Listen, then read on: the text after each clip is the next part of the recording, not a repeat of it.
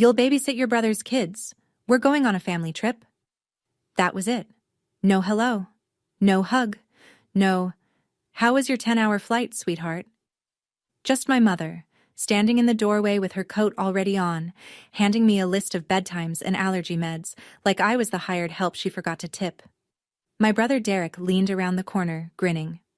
Don't wipe your snot on her, kids. The whole house laughed.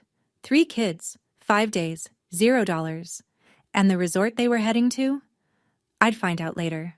I was the one paying for it. What I said next made my mother's face drain white. And by the end of that week, every automatic payment, every bill, every favor I'd silently carried for 6 years would come crashing down on them like an avalanche they never saw building.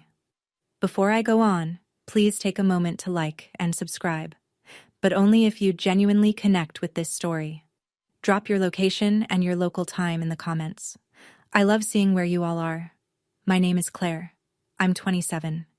And this is the story of how I stopped being my family's ATM and watched them realize they couldn't afford their own lives without me. Now let me take you back to 3 weeks before Christmas, the night my mother called me crying. It was 11 at night. I was sitting cross-legged on my bed in my Seattle apartment with my laptop balanced on a pillow, finishing a code review that was already 3 days overdue. My phone buzzed once on the nightstand, then twice. Then it lit up with my mother's name and didn't stop. I picked up. The sobbing started before I could say hello. Claire, honey, I need you to come home for the holidays. Her voice cracked in the exact place it always cracked. This might be the last time I get all my kids under one roof. Your father would have wanted this. My father. She always knew exactly which wound to press. He'd been gone 8 years, and she still summoned him like a debt collector whenever she needed something from me. I told her I wasn't sure. Flights were expensive this close to Christmas. I'd just sent her the monthly transfer 5 days ago. My bank account was running on fumes and stubbornness. She didn't pause. I already told Aunt Ruth you're coming. Don't make me look like a liar in front of the family. There it was. The 1-2. Guilt, then social pressure. I knew this choreography the way other people know their morning commute. And just like every other time, I folded. I booked a flight that night. $1,200. Economy. 10 hours with a layover in Denver. I remember staring at the confirmation email on my phone and thinking, this is fine. This is what good daughters do. I should have known better. Because the last time my mother cried on the phone like that, it cost me $11,000. But I'll get to that. 3 weeks later, I was dragging my suitcase through 6 inches of slush up my mother's driveway in Richmond, Virginia. My back ached from the flight. My fingers were numb. The porch light was on, and through the frosted glass I could see people moving around inside. I knocked. My mother opened the door, and the first thing I noticed was her coat. Not a bathrobe, not an apron, a coat. Zipped up, keys in her hand. She didn't hug me. She didn't even look at my face. She held out a folded piece of paper. Here's the schedule. Lily's allergic to strawberries. The baby's reflux medicine is in the cabinet above the stove. Pediatrician's number is on the fridge. She checked her watch. We need to leave in 20 minutes to make our dinner reservation. We? I said. That's when Derek appeared from the hallway. Resort polo. Sunglasses pushed up on his forehead. In December. He had that grin. The one he'd worn since childhood. The one that meant he was about to say something at my expense and everyone would laugh. Don't wipe your snot on her, kids. His 3 children came stampeding around the corner, Lily, 5, grabbing my leg, the middle one, 3, running straight past me, and the baby, 18 months old, howling in Megan's arms. Megan walked by without looking at me. The formula's on the counter, she wakes up at 2. And then they were gone, coats on, doors slamming, the SUV pulling out of the garage. I stood in the middle of the living room holding a piece of paper with somebody else's children's bedtimes, my suitcase still zipped at my feet. That's when I noticed something. The resort brochure on the kitchen counter. 5 days. Booked 3 weeks ago. A week before my mother ever called me. The tears were a script. And I was the punchline. The baby woke up at 2 a.m. Sharp, like Megan promised. The only thing Megan got right. I lifted her from the portable crib and walked slow circles through the dark living room, patting her back, humming some half-remembered song my father used to sing. The house was quiet except for her whimpering and the hum of the refrigerator. The refrigerator. I stopped in front of it. Under the magnets and the takeout menus, there were photos.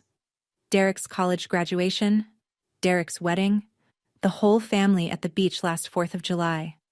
Derek, Megan, the kids, my mother, even Aunt Ruth in the corner with her sun hat. I wasn't in a single one. I stood there for a long time bouncing the baby, scanning every photo like maybe I'd missed myself. I hadn't. My phone buzzed in my back pocket. A banking notification. I shifted the baby to one arm and checked it. Charge, $4,800. Coastal Breeze Resort and Spa. My mother's credit card. The card I paid the monthly statement on. The card she'd just used to book a resort vacation that I wasn't invited to. Something cold slid through my chest. Not sadness, something sharper. I sat down on the couch with the baby asleep on my shoulder and opened my banking app. I started scrolling. Rent transfer. $1,400. Auto pay insurance. $200. Credit card statement. Variable, but never under $300. I scrolled further and further. 6 years of transactions. I'd never sat down and added them up before. I think part of me had been afraid to. The baby's breathing was slow and warm against my neck. The house was perfectly silent. That night, I didn't sleep. Not because of the baby, because I opened a spreadsheet, and I started counting. To understand what happened next, you need to understand how I got here, and that means going back to the day my father died. I was 21, just graduated. No job lined up yet, just a degree and a plan to move to the West Coast and start fresh. My father, Richard Fielding, a quiet man who fixed lawnmowers in the garage and called me kiddo until the day he died, had a heart attack on a Tuesday morning. By Wednesday, he was gone. At the funeral, it rained so hard you could barely hear the pastor. Derek stood next to Megan, who was 6 months pregnant with Lily. He cried. My mother cried. Everyone cried. I did too, but I also remember watching my mother's face and seeing something beneath the grief. Something calculating. She pulled me aside at the reception. Claire, you're the strong one. Derek has a family to worry about. I only have you now. I was 21. I didn't know that sentence was a leash. I got my first job 2 months later. Entry level. The paycheck barely covered my rent and groceries. The very first month, my mother called. I can't make rent this month, baby. Just this once. I sent her $1,400, and then I sent it again the next month. And the next, and the next. For 6 years. Not once, not a single time in 72 months, did my mother ask Derek for money. Not when he bought a new truck 6 months after our father's funeral. Not when he and Megan took a cruise for their anniversary. Not when he upgraded his TV to a 70-inch flat screen. Funny how strong always meant the one who pays. Last Christmas was supposed to be different. I told myself that on the plane ride to Richmond. I even believed it. I'd bought gifts for everyone. Real gifts. A cashmere scarf for my mother. A set of wooden building blocks for the kids. Hand-painted, $60. A nice bottle of bourbon for Derek because I was still trying. Always trying. The gift I received was a bath towel. Wrapped in newspaper. Not even the good kind of newspaper. It was a grocery store circular. I could still see the coupon for $2 chicken thighs peeking out from the fold. I grabbed it last minute, my mother said cheerfully. You're so hard to shop for. I smiled. Of course I smiled. The day after Christmas, my mother announced a family ski trip. I actually felt a little excited, which should tell you everything about how low my bar was. I woke up early, put on the warmest thing I owned, and came downstairs ready to go. Derek was tying his boots in the hallway. He looked up. Someone's got to stay with the kids, Claire. You don't even ski. My mother appeared behind him. He's right, honey, it makes sense. So I stayed. 3 kids, a cold house, a window with a clear view of the driveway. I watched them pile into the car, laughing, zipping jackets, passing around a thermos of hot chocolate. Megan turned and gave me a little wave through the glass, the kind you give a hotel clerk. When they came home that night, smelling like pine and cold air, not a single person asked me how my day went. Derek just looked around the living room and said, "The house is still standing. Good job." That was the first year. I told myself it wouldn't happen again. I was wrong. And the next time was worse. 8 months before the holiday trip, my mother called at midnight, not her usual guilt trip hour. This was genuine panic. Or so I thought. "Claire, the pipes burst. There's water everywhere. The kitchen floor is ruined. I don't know what to do." I could hear something dripping in the background. Maybe water. Maybe performance. I transferred $11,000 the next morning. Nearly everything in my emergency savings. I ate rice and canned beans for 3 weeks. I told myself it was worth it. My mother needed me, and I was the strong one. 2 weeks later, Derek posted photos on social media. A birthday party, his birthday, at my mother's house. And there, gleaming behind the cake and the streamlined guests, was a brand new kitchen. Granite island, pendant lights, subway tile backsplash, the works. The caption read, "Mom outdid herself this year." I stared at that photo for 10 minutes. Then I texted my mother. "I thought the pipes burst." She replied fast, like she'd been expecting the question. "They did. But since we were fixing things anyway, I upgraded the kitchen a little." Family needs a nice kitchen, Claire. A little. $11,000. I later found the actual plumbing invoice stuffed in a drawer during one of my visits. $612 to fix the pipe. The remaining $10,388 went to a kitchen remodel that I was never consulted about, never invited to enjoy, and never thanked for. Family needs a nice kitchen. She kept using that word. Family. I don't think it meant what she thought it meant, or maybe it meant exactly what she thought. Family meant me. Paying. Quietly. Forever. I deleted the text thread. I didn't say a word. That was the last time. Until it wasn't. 3 months before I flew home for the holidays, Megan sent me a screenshot by accident. It was a Tuesday afternoon. I was on my lunch break, scrolling through messages, when a notification popped up from Megan, which was already unusual because Megan and I didn't talk. We existed in the same family the way strangers exist on the same subway car. The screenshot showed a group chat called Fielding Fam. I'd never seen it before. I wasn't in it. 4 members. My mother, Derek, Megan, and Aunt Ruth. My mother had written, "Claire is so dramatic sometimes.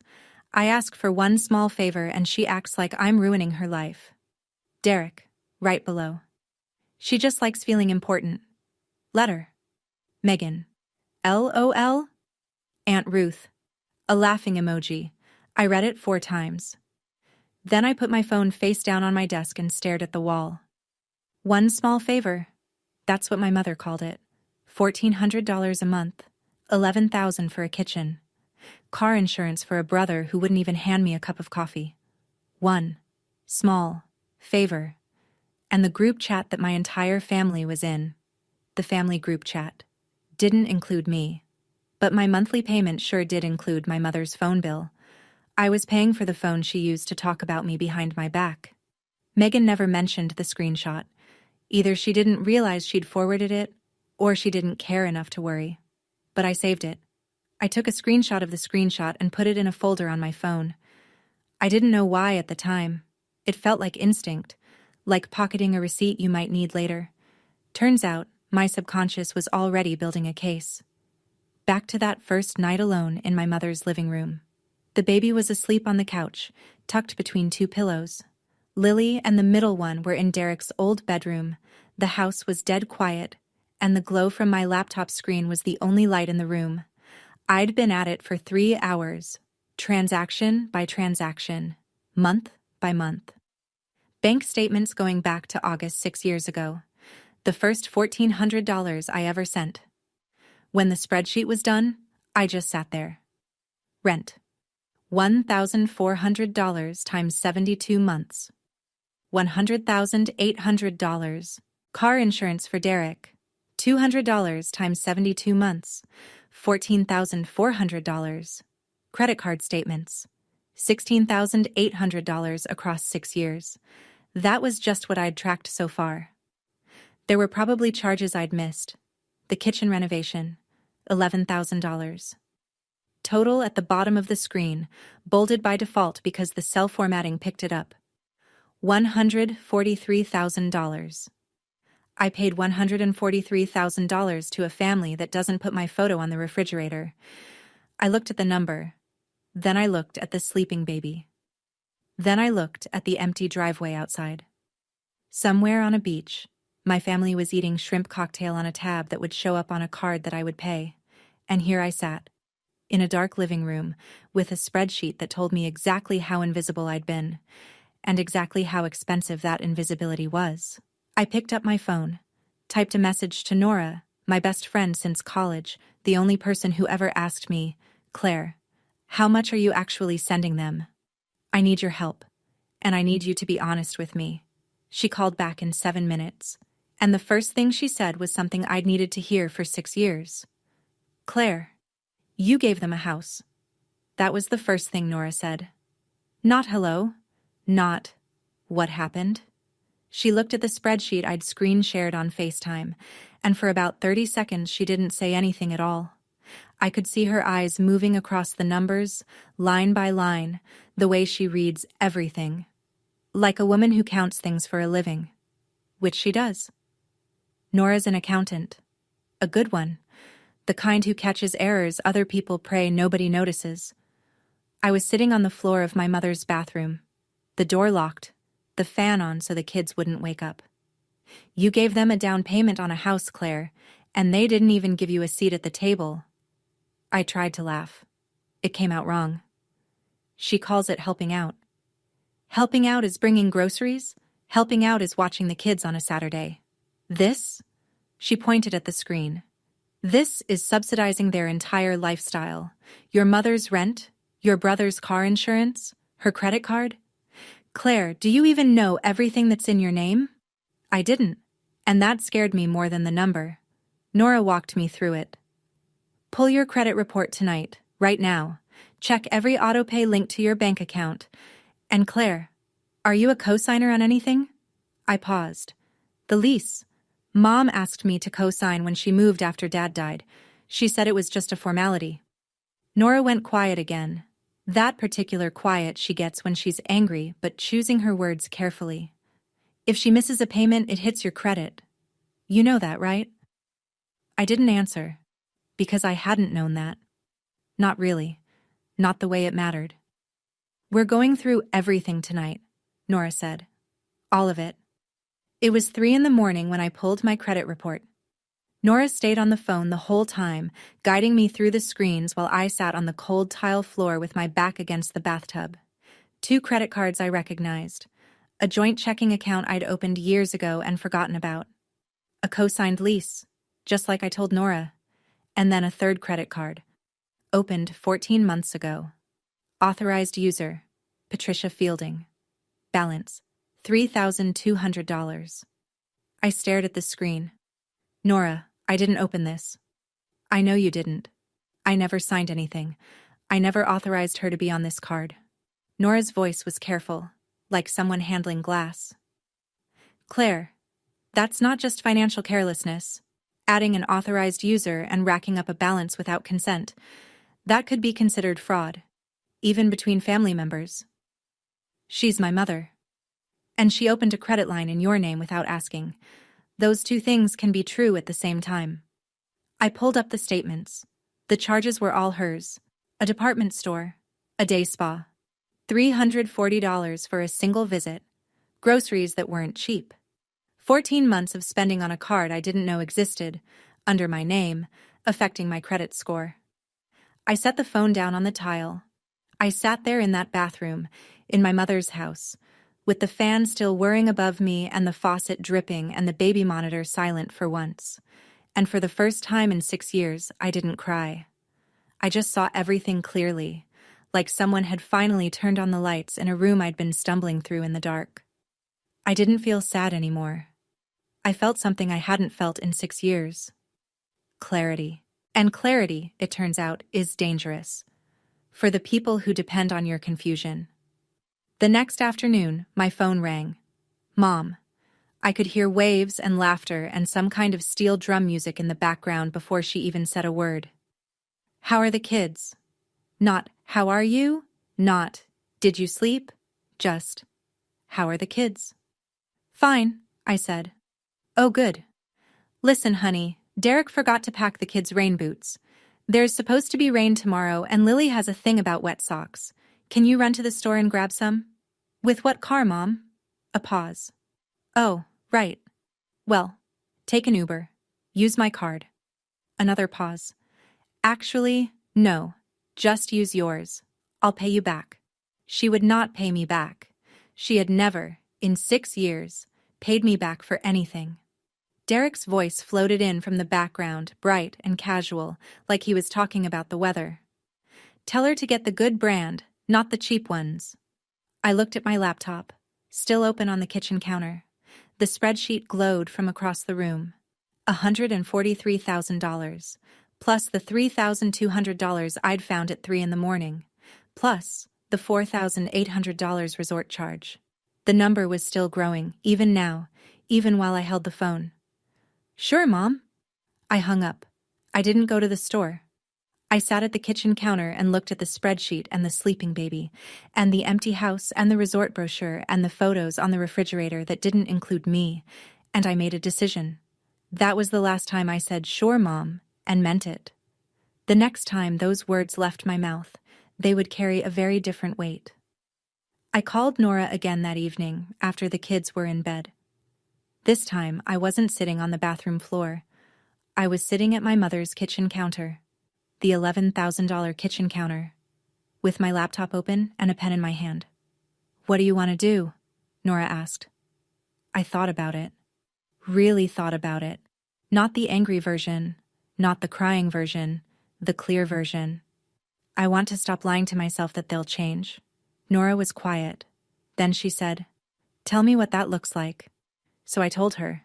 I laid it out like a project plan, because that's what I do for a living. I build systems, and this was a system that needed to be shut down. Step 1, cancel every automatic payment from my accounts. Rent, insurance, credit card statement, all of it. Step 2, contact the landlord and notify him that I'm removing my name as co-signer on my mother's lease. Step 3, call the credit card company and report the unauthorized card. Freeze it. Step 4, print the spreadsheet. Every line, every dollar, every month. 12 pages. Nora listened to all of it without interrupting. Then she said something that made my stomach drop, but in a good way. The way it drops when you're about to jump and you've already decided. Call the landlord before you tell them. Get it in motion before they can guilt you out of it. Once the paperwork's moving, it's done. They can cry all they want, but the clock is ticking. She was right. If I told them first, my mother would cry, Derek would yell, and I'd fold. I always folded. Not this time. I'm not punishing them, I said. I'm just not lying for them anymore. I made the calls the next morning while the kids watched cartoons in the living room. One by one, with the volume turned up just enough to cover my voice from the kitchen. First, the landlord, Mr. Garnett. A polite man with a flat voice who clearly wasn't used to calls like this. I'm calling because I'm a co-signer on the lease at 412 Briar Lane. My mother, Patricia Fielding, is the primary tenant. I'd like to formally request the removal of my name. He asked a few questions. I answered them. Then he said, I appreciate the heads up, Ms. Fielding. Your mother will have 30 days to secure a new co-signer, or the lease will transition to a month-to-month arrangement pending credit review. 30 days. The clock was set. Second call, my bank. I canceled the auto pay for 3 recurring transfers: rent, car insurance, Credit card statement. The representative confirmed each cancellation and read me a reference number. I wrote them all down. Third call. The credit card company. This one took longer. I explained the situation. An authorized user had been added to my account without my knowledge or consent. The representative paused, then said, "We'll flag this for review and freeze the card immediately. You have the option to file a formal dispute if you'd like." "Not yet," I said, "but I want it frozen today." Done. I sat at the kitchen counter after I hung up. The stack of printed spreadsheets, 12 pages highlighted in yellow, sat in a manila folder beside me. Everything was ready. The autopays were dead. The landlord had been notified. The unauthorized card was ice. Everything was set. The dominoes were lined up. All I had to do was wait for them to walk back through that front door. Tanned, rested, and completely unaware that the floor beneath them had already been pulled. That last night, Lily crawled into my lap on the couch. She was in her pajamas, the ones with the little astronauts on them, and she smelled like baby shampoo and graham crackers. She pressed her face into my shoulder and said, "Auntie, why don't you come on trips with us?" "I have to work, sweetie." She pulled back and looked at me the way 5-year-olds look at you when they're about to repeat something they heard an adult say. "Daddy says you don't do anything important." The room tilted, just for a second. I hugged her tighter and didn't answer. I tucked her into bed, kissed her forehead, and walked back to the kitchen, where my phone was charging next to the manila folder. And then, for the first time since this whole thing started, I almost quit. I picked up the phone and called Nora. It was past midnight in Seattle, but she answered on the second ring. I was crying. Really crying. The ugly kind. The kind I hadn't let myself do in years. "What if I'm wrong?" I whispered. "What if this destroys everything?" Nora didn't hesitate. "Claire, you paid $143,000. They called you dramatic in a group chat you weren't in. Your mother opened a credit card in your name. This isn't love. This is a system. And you're the engine they refuse to maintain." I pressed the heel of my hand against my eyes, breathed. "I'm not doing this to hurt them," I said. "I know. You're doing this so you can stop hurting." I hung up, wiped my face, looked at Lily's door, closed and quiet. Then I heard it, the next morning. Tires on gravel, their car pulling into the driveway. And I realized my hands weren't shaking anymore. They poured through the front door like a parade float nobody asked for. Suitcases rolling, skin tanned, voices loud. My mother was wearing new sunglasses. Derek had a resort gift shop bag dangling from one hand. Nobody said thank you. Nobody asked me how the 5 days went. Patricia walked past me, scanned the kitchen. "The house looks clean." Then, to no one in particular, "Did anyone bring the leftovers from the resort?" Megan scooped up the baby and inspected her like a mechanic checking under a hood. "Did she eat enough? She looks thinner." "She ate everything on the schedule you left," I said. Megan didn't respond, just walked off toward the nursery. Derek tossed his keys onto the counter. "House is still standing. Not bad, sis." Same line as last year. Same grin. Then my mother turned to me with the casual authority of someone giving a hotel concierge one last task. "Oh, Claire, before I forget, can you run to pick up Derek's dry cleaning? He has a thing tonight." I looked at her. Really looked. "No." The word sat in the room like a rock through a window. My mother blinked. Derek stopped mid-step. "What?" Patricia said. I said no, but I do need to talk to everyone. Tonight. After dinner. 3 seconds of silence. 3 full seconds. I counted them in my head. "About what?" Derek asked. "About money." My mother's face flickered, something fast behind the eyes, gone before it fully formed. Then she smiled. That tight smile. The one she uses when she's already rewriting the narrative. "Someone's dramatic again. Fine. We'll talk after dinner." She had no idea what was coming. None of them did. Dinner was my mother's specialty. Pot roast with mashed potatoes, green beans, a pie from the bakery she always swore she made herself. She cooked it in the new kitchen. My kitchen. The $11,000 one. the conversation was all resort. Patricia told a story about a waiter who spilled a drink near their table. Derek showed photos on his phone: the pool, the sunset, a plate of crab legs. Megan scrolled through her own album and held the screen toward me. "Look at this one. The kids would have loved it. The kids who were here, with me, while you were there." I said nothing. I ate my food. I waited. My mother noticed.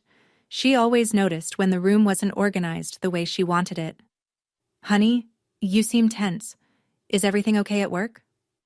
There it was. The redirect. If Claire is upset, it must be about Claire. It could never, ever be about them. "Work is fine, Mom. I just have some numbers I want to share with everyone after we clean up." Derek snorted. "Numbers? What is this? A board meeting?" Patricia laughed. Megan half smiled. "Something like that," I said. I didn't smile. I set my fork down. The clink of metal on ceramic was the loudest thing in the room for about 2 seconds, and in those 2 seconds, something shifted. I watched it cross their faces. Derek's grin fading half a degree. My mother's hands pausing over her plate. Megan glancing at Derek the way people glance at each other when the script goes off book. I waited until the dishes were done, until the kids were in bed, until there was nowhere to run and nothing to distract them. Then I opened my laptop. My mother is not a stupid woman. Manipulative, yes. Entitled, absolutely. But stupid? No. While I was putting the kids to bed, she made a phone call. I know because I heard her whispering in the hallway when I came back downstairs. She had her hand cupped over her mouth, like she was shielding a candle flame. "Ruth, can you come over? Claire is acting strange. I think she's going to cause a scene." 20 minutes later, the doorbell rang. Aunt Ruth, my father's younger sister, 52, the kind of woman who brings casseroles to every crisis and opinions to every conversation, stood on the porch in her reading glasses and a heavy cardigan. She hugged my mother first. Then she turned to me with that particular look. Half pity, half suspicion.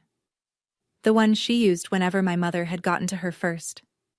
"Claire, your mother told me you're upset about something. Whatever it is, let's just talk it out like family." My mother appeared behind Ruth's shoulder, dabbing her eye with a tissue. "See? Even Aunt Ruth is worried about you, honey." She called reinforcements. Of course she did. She'd been doing this my entire life, stacking the room before I could speak, making sure the jury was seated before the defendant even entered. Derek was on the couch with his arms crossed. Megan sat beside him, scrolling her phone, looking like she wanted to be anywhere else. And now Aunt Ruth, freshly primed with my mother's version of events, was settling into the armchair like a judge taking the bench. 4 against 1. Just the way my mother liked it. I looked at Ruth and smiled. Not a mean smile, a tired one. "That's exactly what I plan to do, Aunt Ruth, talk it out, like family." Then I opened my laptop. The living room was arranged like a courtroom nobody had planned. My mother sat in the center of the couch, hands folded in her lap, the posture she used when she wanted to look reasonable. Derek was to her left, arms still crossed, jaw tight. Megan was on the right, phone finally face down on the armrest. Aunt Ruth sat in the wing-back chair across from them, watching me over her reading glasses. I stood, laptop open on the coffee table, the manila folder beside it. "Okay, Claire," my mother said. Her voice had that particular texture, smooth on top, impatient underneath. "What's this big emergency? Can we speed this up?" Derek said. "I've got an early morning." I didn't look at Derek. I looked at the screen. Then I looked at each of them, one at a time, the way my father used to look at me when he was about to say something that mattered. "I'm going to show you something. I'm going to be calm. I'm going to be factual. And when I'm done, I'm going to leave. You can react however you want, but you will not change my mind." 5 seconds of silence. My mother looked at Derek. Derek looked at Megan. Megan picked up her phone, then set it down again. Aunt Ruth leaned forward, 1 inch. Nobody spoke. The wall clock ticked. The refrigerator hummed from the kitchen. The new refrigerator, in the new kitchen, paid for by the person standing in front of them. I turned the laptop so the screen faced the couch. I pressed one key. The spreadsheet filled the screen. Every line, every month, every dollar. Organized by category, sorted by date, totaled at the bottom. The number at the bottom, bold, red, underlined, was $146,200. I read it line by line.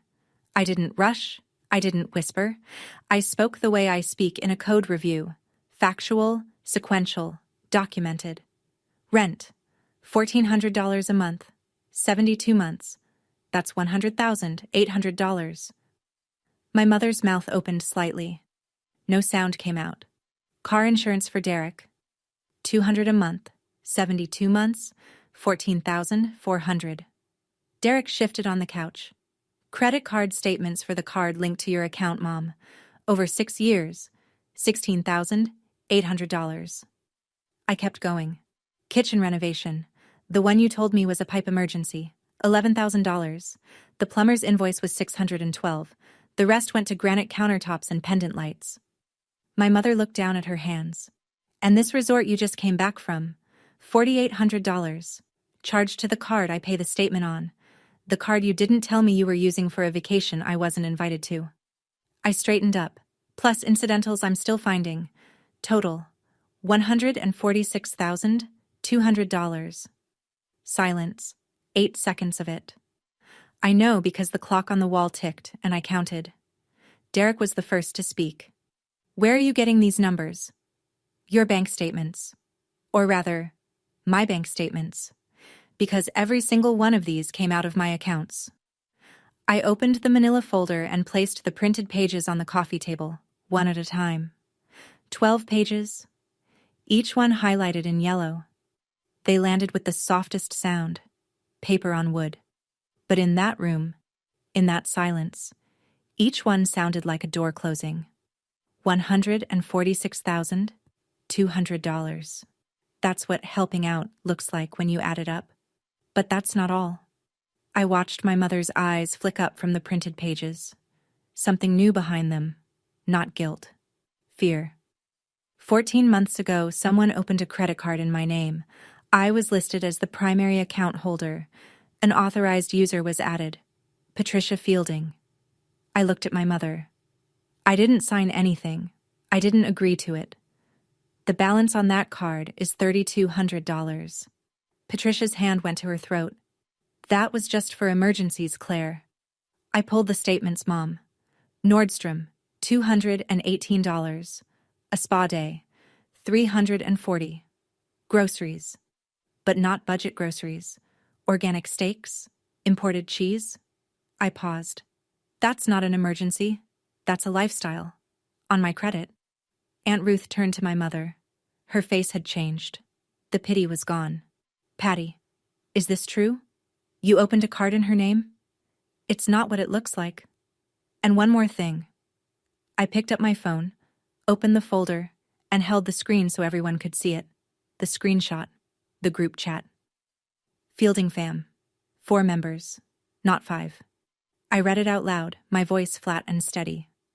Claire is so dramatic sometimes. I ask for one small favor and she acts like I'm ruining her life. That was you, Mom. I scrolled. She just likes feeling important. Let her. I looked at Derek. That was you. Derek's face went red from the neck up, like paint being poured. Megan stared at the floor as if the carpet held a trapdoor she could disappear through. Aunt Ruth pulled her glasses off. Slowly. Like a woman realizing she'd been reading the wrong page of a very long book. Patty, she said quietly, you opened a card in her name? My mother started crying. Not the soft kind, the loud kind, the performance kind. The version that had always worked before, the one that made everyone in the room rush to her side and forget what they were upset about. I can't believe my own daughter is doing this to me, she said, her voice cracking in all the rehearsed places. After everything I sacrificed raising you kids alone, your father would be devastated. There it was, the dead card. She played it the way she always played it. Like an ace, she kept up her sleeve for emergencies. Derek stood up. You're seriously doing this during the holidays? What is wrong with you? You want a medal for helping your own family? Megan murmured from the couch. This is so uncomfortable. And then went silent. Still the bystander. Still watching from behind the glass. My mother turned to Aunt Ruth, her eyes wet, her chin trembling. Ruth. Tell her. Tell her she's being ungrateful. But Ruth didn't tell me anything. She was looking at the spreadsheet, tracing the highlighted lines with one finger. Her lips were moving, doing math. Then she looked up. Not at me. At Patricia. Patty, she said. Her voice was careful but solid, the voice of a woman who'd just done the arithmetic and didn't like the total. $146,000 is not helping out. And the credit card. Not you too, my mother whispered. The tears were still streaming, but something behind them had shifted. She wasn't sad. She was losing. I stood completely still. I didn't argue. I didn't defend myself. I let the numbers sit on the table and the words hang in the air, and I let the truth do what the truth does when you stop apologizing for it. My mother was crying. My brother was yelling, but I hadn't even told them the worst part yet. I raised one hand, just slightly, palm open. The room went quiet, not because they respected me, but because something in my posture had changed and they could feel it. I'm not asking for anything back, I said. I'm not suing anyone. I'm not here to punish you. I'm just telling you what's already happened. Derek sat back down, slowly. As of yesterday, every automatic payment from my accounts to yours has been canceled. Rent? Canceled. Car insurance? Canceled. Credit card statement? Canceled. All of it. Effective immediately. My mother's face went white. Not pink. Not pale. White. I've notified your landlord, Mr. Garnett, that I'm removing my name as cosigner on the lease. You have 30 days to find a new cosigner, or the lease transitions to a month-to-month arrangement pending a credit review. Derek leaned forward. You can't do that. I already did, Derek. 2 days ago. And the credit card that was opened in my name without my consent, I said, looking at my mother. Frozen. The balance is under review. And then the room stopped. I don't mean it got quiet. I mean it stopped. The way a clock stops. The way a heart skips. The way a movie freeze frames on the one shot that changes everything. 10 seconds. Nobody breathed. Nobody moved. Aunt Ruth's hand went to her chest. Megan's phone slipped from the armrest and hit the carpet. Derek stared at Megan. Megan stared at the floor. And my mother, who had spent my entire adult life writing the story of this family in her own hand, whispered 3 words. No.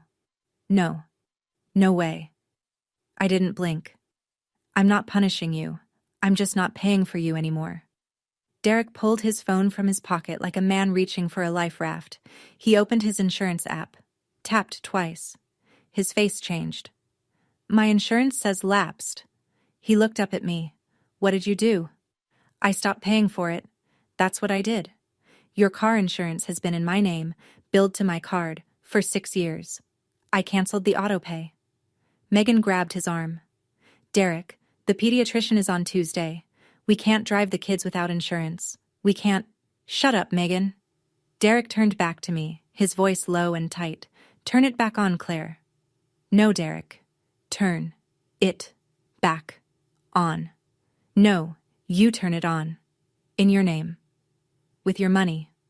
The way every other 31-year-old man with 3 children and a truck handles his own car insurance. He stood up. For a moment I thought he might yell. Really yell, not the performative kind. But he didn't. He just stood there, his phone in one hand, his mouth opening and closing like a man trying to start a sentence that doesn't exist. This is insane, he finally said. You're insane. I'm 27 years old. I've been paying your car insurance since you were 25. That's $200 a month for 6 years. $14,400. And you never once asked where it came from. That was the line that landed. Not the number. The never once. I watched it hit him. His jaw clenched. His eyes dropped. And for the first time in my life, I saw my brother look at me and have absolutely nothing to say. Megan was already on her phone, Googling something, probably insurance quotes. The first domino had fallen, but the biggest one was still standing. My mother's voice came out thin, stretched, like a wire about to snap. Claire, if you take your name off the lease, I can't qualify on my own. My credit. It's not. She stopped, swallowed. I'll lose the house. I looked at her, at the woman who had fed me guilt for 6 years, who had called me crying to get me on a plane, who had handed me a babysitting schedule before she'd handed me a glass of water. It was never your house, Mom. It was mine. I just let you live in it. She turned to Ruth. Ruth, please, talk to her. She's going to put me on the street. Aunt Ruth was sitting very still. She'd been quiet since the spreadsheet, since the credit card reveal, since the group chat. But now she spoke, and her voice had a tremor I'd never heard before. Patty, I had no idea she was paying for all of this. You told me you were managing on your own. You told me Claire was just helping with groceries here and there.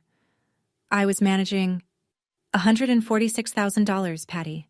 That is not managing. That is not groceries. Ruth paused. Her chin lifted. Her eyes were wet, but they were steady. If my brother were alive? She stopped. The room waited. My brother would be ashamed of how you've treated his daughter. My mother broke, not the theatrical break, the real one. The sound that came out of her was small and raw, and it filled the room the way water fills a crack. She pressed both hands to her face and wept. Nobody moved toward her. For the first time in my memory, nobody rushed to comfort Patricia Fielding. I'm not putting you on the street, Mom. I'm giving you 30 days to figure out your own life. The way I've been figuring out mine. Alone. For 6 years. I closed the laptop. I picked up the manila folder. I stood up straight. The way I should have stood up years ago. I love this family, I said. I do. But love is not a subscription you auto-renew on someone else's credit card. My mother was still crying. Derek was standing against the wall, his arms at his sides now, staring at nothing. Megan had her face in her hands. If any of you want a relationship with me, a real one, where I'm not the ATM or the babysitter or the scapegoat, you know my number. But the next time you call, it won't be to ask for money. I paused. It will be to ask how I'm doing. I reached for my suitcase. I'd packed it that afternoon while they were unpacking theirs. I'd placed it by the door the way someone places a chess piece, quietly, deliberately, before the final move. I was halfway to the front door when I heard the footsteps. Small ones. Fast. Auntie, where are you going? Lily. Astronaut pajamas, eyes wide, standing in the hallway, barefoot on the cold hardwood. I set down my suitcase. I knelt in front of her. I tucked a strand of hair behind her ear and said, I'm going home, sweetie, but I'll always pick up the phone when you call. Always. I kissed her forehead. She held on to my sleeve for a second, then let go. I stood up. I looked at my mother one last time. She was sitting on the couch, hands in her lap, staring at the stack of printed pages. She didn't say a word. For the first time in my entire life, Patricia Fielding had nothing to say. I opened the door. The cold air hit my face. Snow was falling, soft and quiet. I walked to the curb and called a car to the airport. I didn't look back. The plane took off at 11:42 p.m. window seat, red-eye to Seattle with a connection in Charlotte. I pressed my forehead against the cold glass and watched the lights of Richmond shrink into a grid, then a glow, then nothing. The cabin was dim. The engines hummed. The woman next to me was already asleep. My phone buzzed. 14 messages. Mom, how could you do this to me? Derek, you ruined Christmas. Megan, the baby needs formula. Can you at least send money for that? Aunt Ruth, Claire, I'm sorry. I should have seen it sooner. Call me when you're ready. I read each one exactly once. Then I muted every thread except Ruth's. There was one more. From Nora. Landing okay? I typed back. Not yet. but I think I will be. I put my phone in airplane mode and sat there in the dark for a long time. The captain made an announcement about weather in Charlotte. A flight attendant walked the aisle with a quiet cart. I ordered a ginger ale. $5. $5. For myself. Without checking my bank account first, without calculating whether I could afford it after the rent transfer, the insurance payment, the credit card statement. I took a sip and realized this was the first thing I'd bought for myself in 6 years without doing math in my head about someone else's bills. It was just ginger ale, but it tasted like the beginning of something. The messages kept coming in. I knew they would. My mother's voice would fill my voicemail by morning, cycling through the stages. Anger, guilt, bargaining, more guilt. Derek would go silent. Megan would ask for money one more time because that was the only language she had. But at 35,000 feet, none of it could reach me. 1 week later, Seattle. Rain. I was back at my desk, back in my routine, back in the apartment that suddenly felt different. Not because anything in it had changed, but because everything outside it had. Aunt Ruth called me on Wednesday with updates. She didn't gossip. She reported, the same calm, factual tone I'd used in that living room. My mother had received a formal letter from Mr. Garnett. 30 days to find a new cosigner or the lease converts to month with a higher rent pending credit review. Patricia had been calling every relative she could think of, asking someone, anyone, to co-sign. Nobody would. Word had spread. The number had spread. $146,000 has a way of ending arguments before they start. Derek went 3 days without car insurance. He took Ubers to get the kids to the pediatrician. When he finally bought his own policy, the premium was higher than what I'd been paying. He had no independent history, no clean record in his own name. He was 31 years old and buying car insurance for the first time. Megan called her own mother and asked to stay with her for a week. Stress, she said. The unauthorized credit card was frozen. The $3,200 balance was under dispute. My mother would have to answer for every charge. No more spa days. No more department store runs. Not on my name. Not anymore. And me? I checked my bank account on Friday, the way I always did. But the number at the bottom was different. For the first time in 6 years, I had $3,800 left at the end of the month. Not $200, not $47, $3,800. That's what my life costs when I stop paying for theirs. 2 weeks later, a Sunday afternoon, my phone rang. Mom. I almost didn't answer. I stared at the screen for 4 rings, watching her name glow against the gray Seattle rain outside my window. On the 5th ring, I picked up. Her voice was different, softer. The kind of soft she uses when she's building towards something. Claire, honey, I've been thinking, and maybe I wasn't always fair to you. I waited. I'd learned to wait. I'm sorry if you felt hurt. If. That little word.